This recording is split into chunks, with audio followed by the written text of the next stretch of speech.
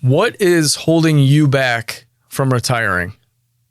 Most of the time, what I find is it is just uncertainty about different things. So is it uncertainty? Is it not knowing what to do with your time? Or maybe you're worried about spending too much time with your spouse, right?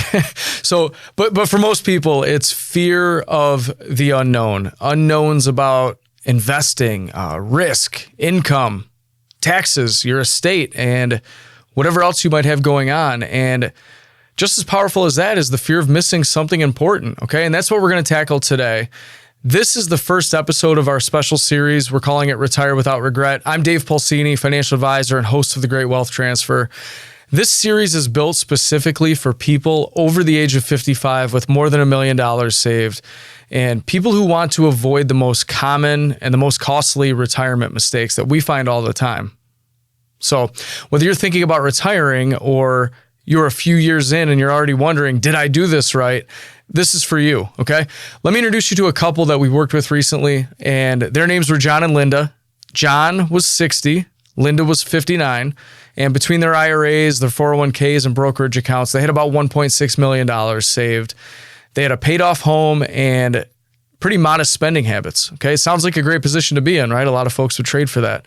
But when they came into my office, they did not feel great, and Linda even said, hey, I always ask, why did you come in today? And Linda said, we're terrified of retiring too early, okay? We don't want to outlive our money. And on the other side, John said, I also don't want to spend the best years of our life waiting. I don't want to regret working too long, right? And that emotional tug of war is incredibly common even for people with plenty of money, okay? And the problem isn't usually the math. It's the lack of clarity. So here's what we did, and here's what you can do too if you want to do this yourself. I want to give you clear, actionable steps. If you want to do this stuff yourself and this planning, I want to make it very easy for you. So step one, what we did for John and Linda was we defined their real spending, okay? We listed everything. We listed everything that John and Linda actually spent, not just their bills, but we did their travel, their dining out, their gifts, their home repairs, their medical expenses, and all the things that were one-offs, right? The one-off fun that we might call it. Their number at the end of it was $8,000 a month after taxes. That's a big deal, okay? So we need after $8,000 a month after taxes for John and Linda. So if you were to do this yourself, here's what I would recommend. Go through 3 to 6 months of bank and credit card statements, find your average monthly lifestyle spending, total it up, and if you're doing this by month, you have your answer. If you're doing it yearly, you just multiply by 12, right? So what that does is it gives us a baseline, and then we know how much we need. Step two is let's figure out where our guaranteed income will come from. So for John and Linda, we looked at their projected Social Security benefits and ran different claiming strategies at age 62, 65, and age 70, okay? For you, if you haven't done this yet, you can go to ssa.gov. If you haven't created an account yet, you need to create a Social Security account and download those benefit estimates. Part two of this would be, and John and Linda did not have this, but if you have a pension or any other fixed income, we want to add this in. Again, John and Linda didn't, but if you do, this is where you'd add that income in, okay? Because what it's going to lead into is a gap. Remember, the first number is how much do we need every month? The second number is how much is guaranteed. Usually there's a gap. So for John and Linda, they needed about $96,000 a year to live how they wanted, right? Social Security would give them about $40,000. That left us with a gap of $56,000 to fund from their savings, okay? So for you, again, doing this yourself, take your annual spending goals, subtract your Social Security and any other guaranteed income, maybe it's that pension. That is your income gap. How do we have to fill that in? Okay, what do we use to fill that in? And step four is just run the math. So we ran the numbers. If we took a 3.5 to 4% withdrawal rate, we ran a moderate investment growth, nothing crazy and nothing too safe. We included inflation and taxes, and we did a 30-year timeline, okay? So even under conservative assumptions, being very safe, what I mean by that, John and Linda were financially independent. They were totally fine, okay? For you, if you divide your income gap, so find that number, divide it by 0.04, that's 4%, to get a rough estimate of how much you need to save, okay? So if you have a $60,000 gap and you divide it by 0.04, okay, that's $1.5 million you need to have saved somewhere. Or you can go get a part-time job or something like that, right? But there's a $60,000 gap. How much do you need in retirement savings and other investments? If you need $60,000, 4%, the answer is $1.5 million. Okay. Step 5 here is optimize our taxes, or I should say minimize in some cases, right? All of their money, John and Linda's, was in pre-tax accounts. So we planned annual Roth conversions. I'll get into that later. Even some regular withdrawals, just take some money out between retirement and age 73 to smooth out their tax bill and reduce RMDs later on. So in essence, we want to max out their tax bracket when it makes sense. Okay. So for you, if you're doing this yourself again, ask your advisor or your CPA to run projections.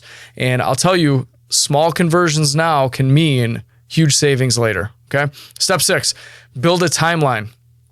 We created a clear written timeline. So when exactly would John and Linda retire? When do they start their benefits? When do they adjust their investments? And when to give their kids or causes, or when they're gifting, right? So, and then when to rebalance their portfolio. So that is a system in place when they have professional investment managers. For you, I'd grab a calendar, sketch out your retirement timeline, and I would just do the big milestones only. Typically, and you all know this, if you have visual clarity and you're looking at something, a lot of times it leads to that, again, that clarity and peace of mind. So here's the thing. John and Linda, they did not need permission to retire. They just needed a plan. And once they had one, and this is real, John gave notice 2 months later. Linda planned their first month-long trip to Italy right away. And I'll say this, for the first time in years, they felt excited about retirement and not anxious. And that's what that clarity does, okay? So as part of this series too, we had a lot of questions on our last series through the YouTube channel and through direct email, and I want to answer some of them. And I had enough questions where in these episodes, I can plug the question that makes the most sense into the episode. So the reason I chose this one is because we hear this all the time, and I hear this a number of times per week. And again, it has a lot to do with this episode. This question is from Mark, who is in Buffalo. Go Bills. It says, "Hey Dave, I'm 61, just under $900,000 saved. My wife is 59 and still working. We don't have a pension, and we're planning to spend around $85,000 per year." Doesn't that sound just like John and Linda? Are we behind? Are we ahead? Are we on track? How many of you are thinking that right now? Do you think you're behind, on track? Are we behind, ahead, whatever? Mark says, "We're not looking to retire tomorrow, but we also don't want to push it too far." Okay. First, I'll say this, Mark, you're not behind. You're actually in a better spot than most people approaching retirement, most Americans, especially if you've been intentional with your spending and savings, okay? A lot of this has to do with habits, by the way, folks. If you're just somebody who spends $3,000 a month and you really won't need more, you don't really need much to retire on. Now, if you're used to spending $20,000 a month, those are two different spending habits, okay? So I'm gonna get back to this and take a closer look. This is for you, Mark. Let's say you retire in 4 or 5 years. You said you weren't in a hurry and you want to spend $85,000 a year. Now I'm guessing, but Social Security may give you around $40,000 a year between the two of you and your wife. That leaves us that $45,000 income gap. And we're just going to use the math that we used before. Let's use that 4% withdrawal rate. You need roughly, we'll call it 1.1 to 1.2 million by the time you retire. You said you're at 900,000 now, so that means you're getting close, especially if you continue saving and investing wisely and you're putting in the maximum, right? I would ask this though, Mark. The question isn't really, do you have enough? I know that seems like the most common sense. Hey, do I have enough to retire on? I would say for you guys, it's more about, are you using what you have and what you'll accumulate between now and retirement? Are you using it intentionally and efficiently? So here's exactly what I would do. I'd build that retirement income plan.